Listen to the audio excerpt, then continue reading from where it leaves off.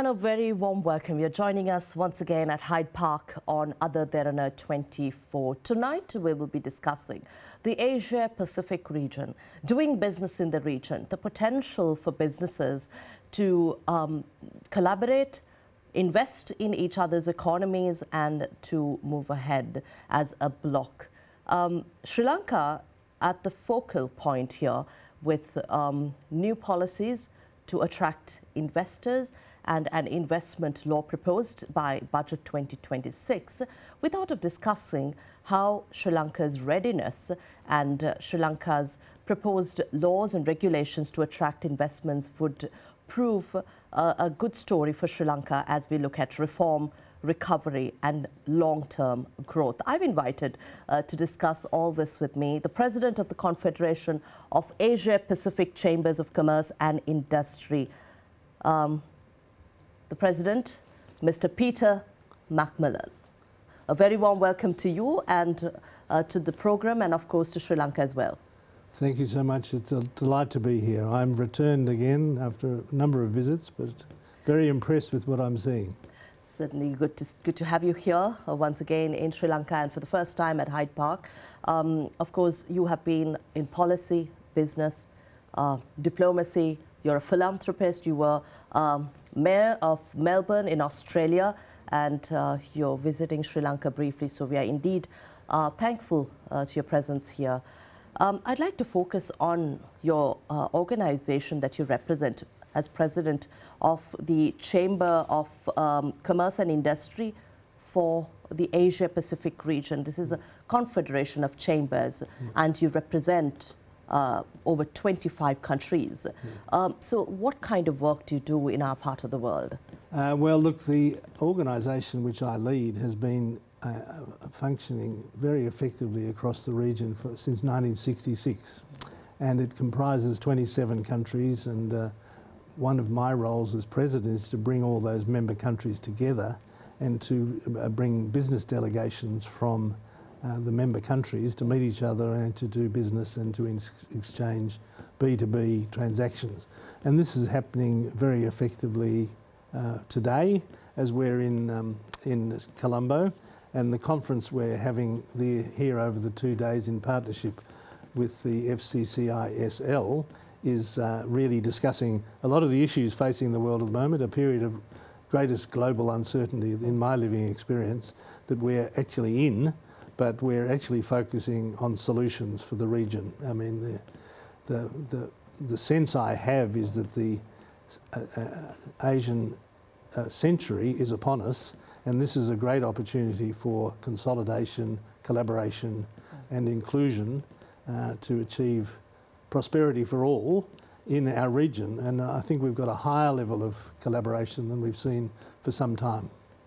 You spoke about opportunity and also the vulnerabilities, the risks that the region faces, whether it's trade tariffs, global wars, impact on supply chain, infrastructure and cross-border partnership. So what proposals do you make to your member countries in order to collaborate and work together? Well, one of the most exciting features of the present period is we have a group within our organisation called the Young Entrepreneurs Group of Asia Pacific. And they are incredibly active in terms of coming up with solutions for these issues around climate, about decarbonisation, and actually how do we make the transition from the old economy to the new. Now this is happening globally, and but the Asia-Pacific region, in my opinion, is well ahead of some other parts of the world. And so there's a great opportunity, I think, to build on that capacity and that knowledge from the young entrepreneurs as well as the established organisations around the region. They're very well positioned to promote the region, and that's what they're doing, that's what we're doing. And in Sri Lanka's case, I mean, you know, some of the tourism facilities that I've actually seen and the videos that I've seen of what is on offer needs to be known more widely across the region. And we had a session yesterday on tourism, and you know, there's great opportunities here for that to be further developed alongside other initiatives. Sri Lanka has faced a number of challenges here as well, from crisis and now path to recovery is the focus of the government. So how would you assess the doing business climate for investments that you're promoting to bring to Sri Lanka? Well, I think the obviously periods of uncertainty don't help. But look, we are very experienced in dealing with these. Across our network, there are other countries that have had similar issues. And so we bring to each member country our experience of those recovery methodologies. And I think from my discussions with the Sri Lankan business community, they are alert to these and are responsive to the changes that need to be made. Because, you know, the world is fractured at the moment, and the challenge is really on for us to maintain those supply chains, maintain a rule-based environment where people can know what the frameworks of business going forward are. Mm-hmm. One of the real risks at the moment is uncertainty, and it's actually worse than the tariffs. I'm not endorsing the tariffs, I'm opposed to them, but the uncertainty that is created is the greatest threat to the region at the moment. The global environment is uncertain. But amidst, despite the uncertainty, what are businesses doing here to ensure sustainability and that doing business continues? Yep. Well, look, sustainability and business go hand in hand these days. And there's no question that one of the promotions of the Confederation, and as well as the International Chamber of Commerce, which I'm part of as well, which is based in Paris, is to really help businesses to understand the balance between achieving prosperity and being sustainable along the way. Now, it's no longer an opportunity for people just to make money and forget what the consequences are. The social and environmental factors are so critical to acceptance within communities and also to achieve financial prosperity. Now, this is a message that is widely understood, but you know, there are still people who want to live in the past, and I think the important thing at the moment is for people to understand that there is a movement globally towards balancing prosperity with sustainability, and I think it's just, from my perspective, a no-brainer that we can't continue to rely on the traditional methodologies around the business world. So, you know, we're trying to adopt a progressive approach to resolving some of these issues. Mm-hmm. From uncertainty to the prospects Sri Lanka faces, or Sri Lanka has to offer to the rest of the world, and specifically the Asia-Pacific region. I understand that there are businesses working with you, or you're leading delegations to Sri Lanka to understand where investments could go into. So what industries are of interest to these businesses and regional players? Well, look, I think Sri Lanka's, it was not an accident that we chose Sri Lanka as the host of this event here in Sri Lanka. We want to use this opportunity to promote Sri Lanka and all that it has to offer. Now, I'm not the expert to tell you or anybody about what the issues are within Sri Lanka and where the focus is, but I've actually got a very clear message that the business community is alert and ready for the engagement that I'm bringing. And so, you know, we've been delighted by the response of the Sri Lankan business community to this, and under the leadership of the Federation of Chambers of Commerce and Industry Sri Lanka, you know, we've had a really good series of meetings and presentations about what opportunities do exist, and they range from agriculture to tourism to you know, IT. I mean, there's lots and lots of areas of potential growth, and you know, and to integrate more effectively into the region's economy. AI, digitalization, and also transformations accelerating the region. The way we do business is also, while there is an opportunity, there are some businesses that face challenges, particularly SMEs. So how have SMEs in Australia worked around this? Well, look, I think increasingly the digitalisation of all facets of business has become a sine qua non. I mean, it's just not able to operate without that. And so there are some SMEs who can make that transition, and they do. And it's important that they do. And so one of the roles of the Chambers of Commerce globally and in the region is to give the SME sector the techniques and the skills and the knowledge to integrate their own business into the global AI change. I mean, this is happening at a breathtaking rate. And even things that were happening, ChatGPT has only been around for 3 years. But look, it's transformed the way businesses are being doing, and different other forms of AI are certainly impacting us every day. So, you know, our job is to educate and to actually provide opportunities for SMEs to be integrated into those processes. From a point of view of access to finance, capital, and also in the situation of Sri Lanka, SMEs were the hardest hit. Yeah. Whether it's during or post-crisis Easter attacks, post-economic crisis, or even the prolonged shutdown during COVID. So what frameworks should be in place to ensure that they are protected through these crises and also the uncertainty that we're talking about? Yeah. Well, look, I think the most important thing is us to adopt an inclusive approach to the solutions. And so it can't be a top-down resolution. It has to include all levels of society. And so what, in my private philanthropy, I am supporting women entrepreneurs in the region who are starting their own businesses but need some help around access to finance and other impediments to their growth. I mean, they start micro businesses, but then they don't know where to go.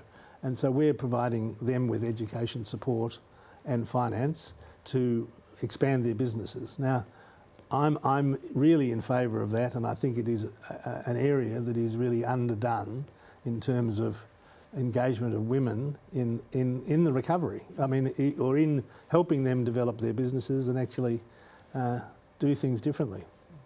So I've seen quite a bit of success in that regard, particularly in countries like Timor-Leste and Papua New Guinea and Cambodia. So this is not just in Australia that...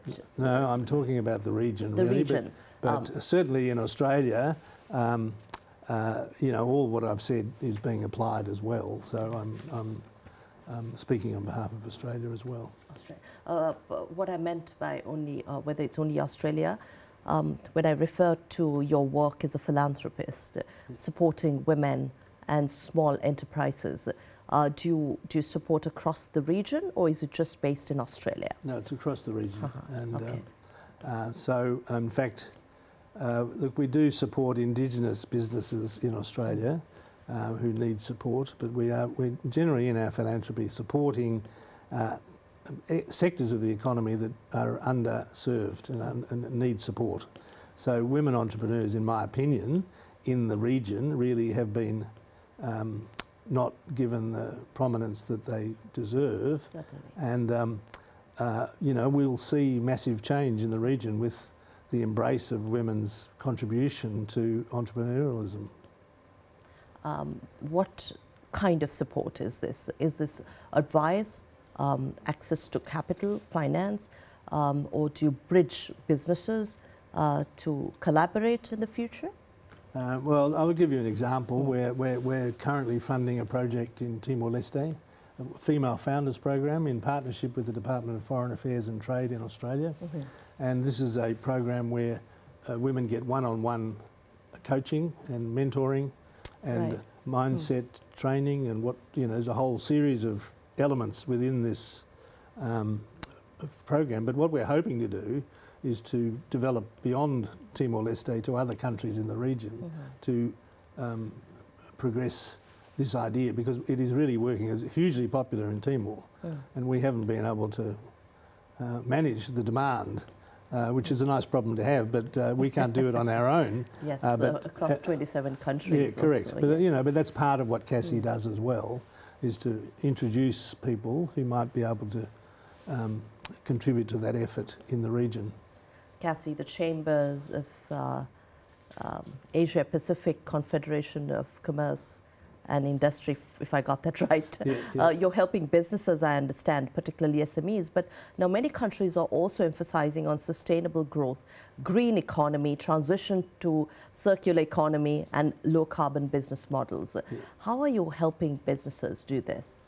Well, it's central to what we're doing, actually. The International Chamber of Commerce has been leading this globally. They're based in Paris and I'm on their board. And they are transforming the entire global environment around sustainability and low carbon processes. Now, that takes time and it is being really embraced by our organisation. We've signed a memorandum of understanding with the Singapore Manufacturing Federation, for example, and we've developed what's called a Green Alliance.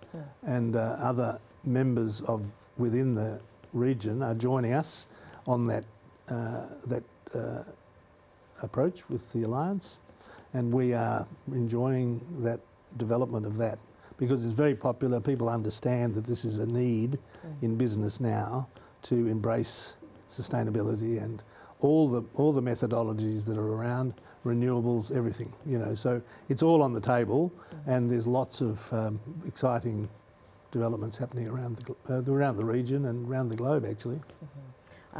Investors looking at Asia Pacific from outside the region, what would you term as the must-dos for investors looking at our region, and also what would you caution them? Well, I think that the greater integration of the Asia Pacific economies is something that needs to be understood better than it is right now amongst other, I mean, for example, in Europe and America, and I mean, even in Australia, for example. I mean, Australia's trade with the region is less than its trade with New Zealand. Now, I mean, that is not a sustainable situation for a developed country like Australia to engage with the region.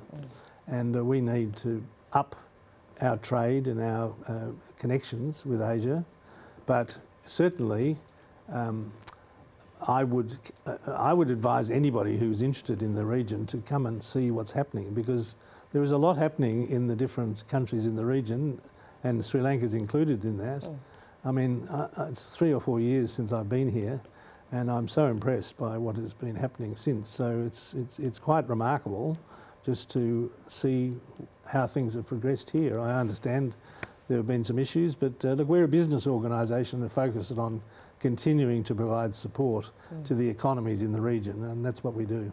You've travelled to Sri Lanka a few times. Yep. Were you able to travel around the country, be a tourist? I have been, but not enough. And anyway, the tourism people here have been in my ear already, and I'm going to come back with my wife, and we're going to spend 2 weeks here. 1 week in, travelling around seeing your marvellous sites, but also find a place and spend a week. That's wonderful. I think Gaul sounds good, or anyway, there's lots of other places. Of course, anywhere in Sri Lanka, and enjoy the hospitality here. Moving on again, once again, to businesses and Sri Lanka specifically, how do you view Sri Lanka's strategic importance in the Asia-Pacific region? What do your businesses talk about? We speak about geopolitics and Sri Lanka's strategic location, how there are interests of the superpowers or major powers. But as a business chamber, how would you assess Sri Lanka's strategic importance? Well, I think it's highly important. I mean, and I think it's been recognised in the past, and there's no doubt that it's occupied that historic position for a long time. But we need to re-energise that link that Sri Lanka holds to the Middle East, to the Asia Pacific, and I mean, it is in a unique position between some major powers and some major capacity. So I would like to be in Sri Lanka's position actually going forward, because I think the opportunities are endless. What do you say, Sri Lanka, or from a policy perspective, we have to focus on to improve, to ensure we protect that status? Well, I think, I mean, there needs, all governments need to do this. I mean, promote what they have and to actually encourage tourists, encourage people to come here. I have to say the airport was one of the best I've been to in the region, and these infrastructure things are important as well. How you manage tourism and how that happens is very important for people's experience of engaging with a country. So full marks to Sri Lanka on the airport front, but you know there's lots of other things that need to be done, but I'm not here to lecture. But we are here to hear from you as a working experience, since you work across our region and countries across our region, what businesses can learn from each other, and specifically what Sri Lanka should work on from the feedback you receive from businesses. And looking ahead, how might you suggest Sri Lanka leverage regional free trade arrangements and connectivity? What more do you think our countries have to do to leverage the availability of trade pacts and also move into new arrangements? Well, look, I think there's two key elements. One is the people, people-to-people engagement and connections. I mean, you know, AI is fine, but you know, the personal connections between Sri Lankan people and the rest of the region are so important. And I know from my own experience that we had in Melbourne a play called Counting and Cracking, which was an epic Sri Lankan production, and all the Sri Lankan people in Melbourne came to it and loved it. But there needs to be more cultural exchange, more art understanding of different art forms that exist here and exist in other countries. So people-to-people contacts are critical. But you know, you've got a young and educated population that will take its place in the digital revolution. So you know, I encourage people here to really upskill themselves where possible to actually take advantage of that opportunity. Well, we're in conversation with President of the Confederation of Asia Pacific Chambers of Commerce and Industry and the former Mayor of Melbourne in Australia, Mr. Peter McMullin. We'll be right back after this short break. To stay with us here at Hydepark on Other Derana 24.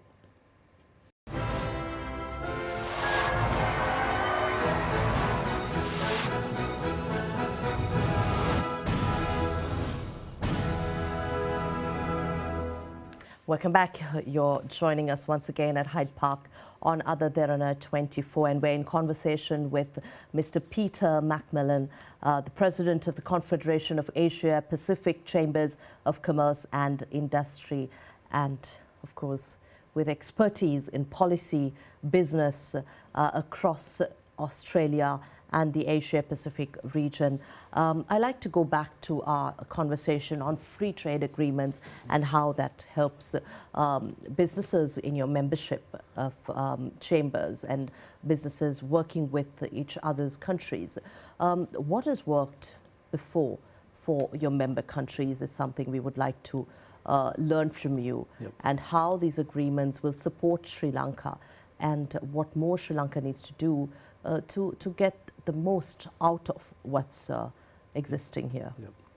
Well, look, I understand that an investment law is proposed, and I would support that because I think that gives a focus to business about where the government is, and I think it's important for there to be a partnership between government and the business community around these issues. And there are many other regional partnerships, the RCEP, the Regional Comprehensive Agreement on Partnership, and the CCPIT, which is also another regional grouping. Now, all these organisations, ASEAN, have really come into their own in this new world where collaboration is key. Now, it is absolutely a big change happening obviously in the United States at the moment, and that's having impact on the entire global economy. And regions like ours are going to have to work more closely together.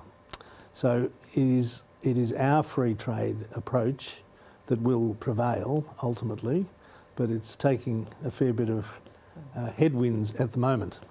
But look, we generally in business take a long view about these things, and I think that the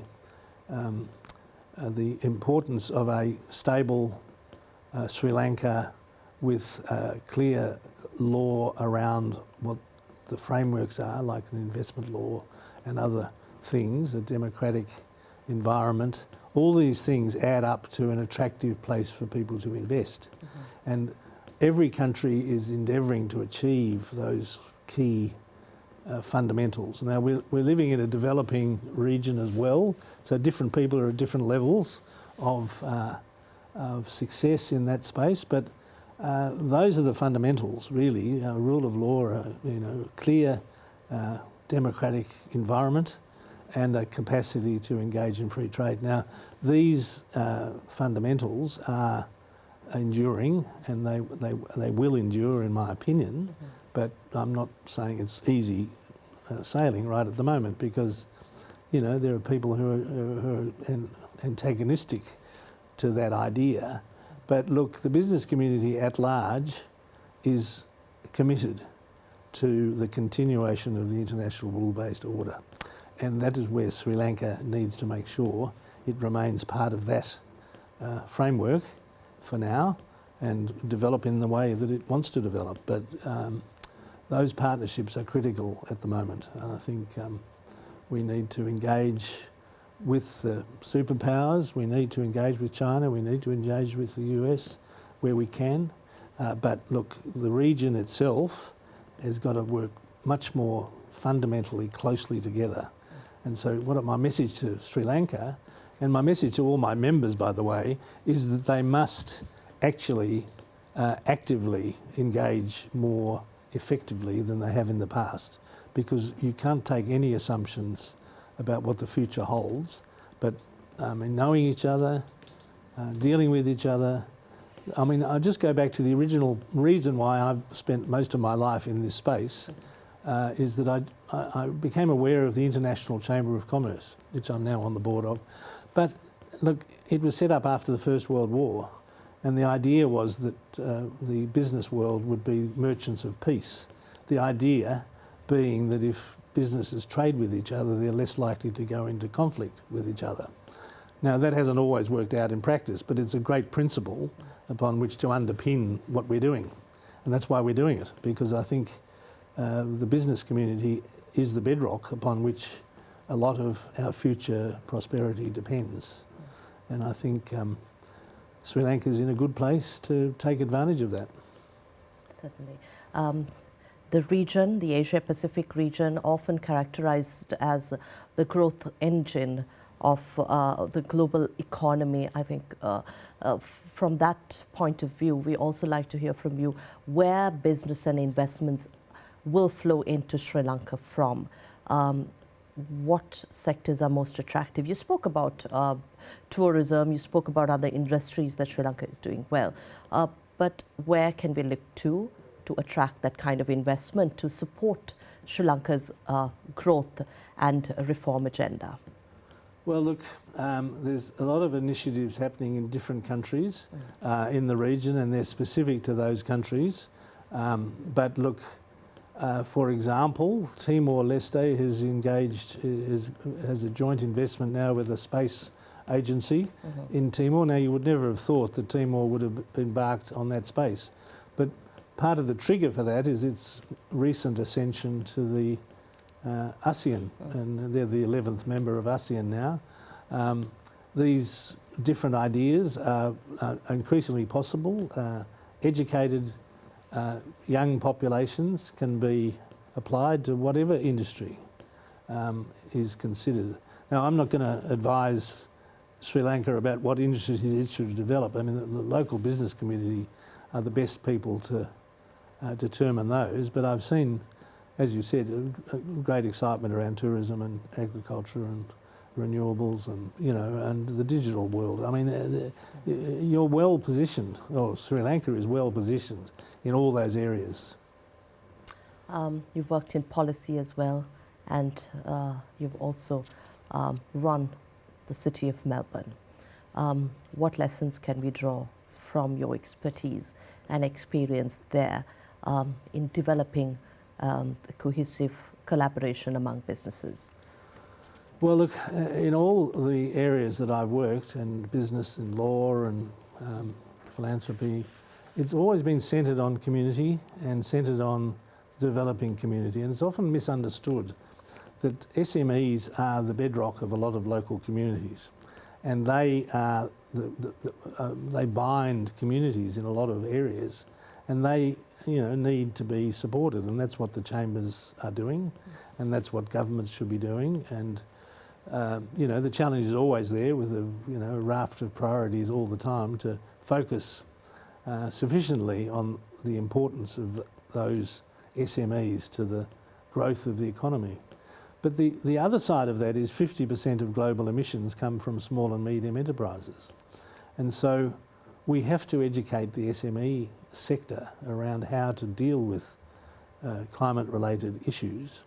And that's what we're doing, and that's what a number of organisations globally are doing, in order to convey the message that sustainability does not necessarily, certainly doesn't come at the expense of profitability. And it's an important stepping stone to being part of the new economy. When you say sustainability, green economy, that was a focus for Sri Lanka as well. But how would you support these businesses focus on a more greener way of doing business, or sustainability which does not, as you said, come at the cost of losing your profits? Yeah. So what frameworks, what suggestions have worked in other smaller economies? Well, I'll flip that slightly just by saying that the carbon border mechanisms in Europe will restrict the Asia-Pacific's capacity to export to Europe unless we can prove our scope 1, 2 and 3 emissions in the supply chains. Now all countries need to be alert to that, because it's a threat down the track of markets for businesses and markets for SMEs, and that it's an imperative rather than something that is an optional add-on. It's an actual imperative for sustaining for sustainability of businesses. And I think there are a number of sectors in our region that are vulnerable to that change. Now, it's not just Europe. I mean, there's other challenges coming from the US as well. And so, I don't want to sort of put a gloss on it all, because there are these complications. But if you remain true to your community and you actually maintain a link between business and community, I think you can't go wrong.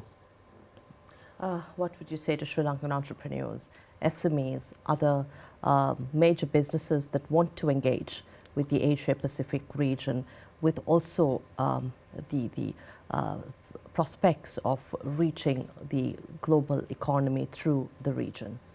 Well, what my advice would be to all entrepreneurs is to get on board with the organisations that exist at the moment. Now, within our organisation, 27 countries, there's a young entrepreneurs group which I travel with around the region, and I actually just am excited by the enthusiasm which they're approaching these challenges. And we have what's called good business gatherings in different countries, and they're opportunities for people to engage, to meet each other and to actually share ideas. And business is not conducted solely within the boundaries of a single country anymore. And it's much more likely that you could be living in different places and have a business address in another country and travel and continue your business in different environments. Now, that's a very changed environment, certainly in my lifetime. And so that's happening more and more. So businesses are actually getting smaller, and they're becoming more nimble and becoming more digitally focused. So, that's the challenge. But that's what a lot of people are doing. So I'm not one to say it shouldn't be happening. It is happening, and young entrepreneurs in Sri Lanka should listen hard and firmly to what I'm saying, because I think that is the way things are going.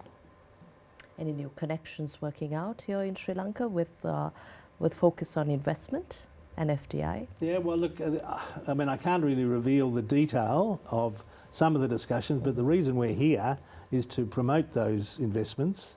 And there are a number of people from different countries who are here. And the reason they're coming is not just to have a few days in Sri Lanka, but to actually explore the business environment and understand it and make decisions about their investments. So watch this space. Right, I think that's all the time we have here at Hydepark on Other Derana. But thank you very much, Mr. McMullin, for your time here. I know it has been a busy schedule for you, and you'll be travelling shortly. Thank you for your presence, and I believe this was indeed an insightful discussion for our audiences and those doing business not just in Sri Lanka, but with the rest of the region. We were in conversation with President of the Confederation of Asia Pacific Chambers of Commerce and Industry, Mr. Peter McMullin, who is also the chairman of the McMullin Group in Australia, formerly Mayor of Melbourne and President of the Victorian Chamber of Commerce and Industry, and a number of areas from policy to philanthropy. Thank you very much once again. It's been my pleasure. We'll see you again next week with yet another discussion here at Hydepark on Other Derana. And until then, enjoy the rest of the programs on the lineup. Good night.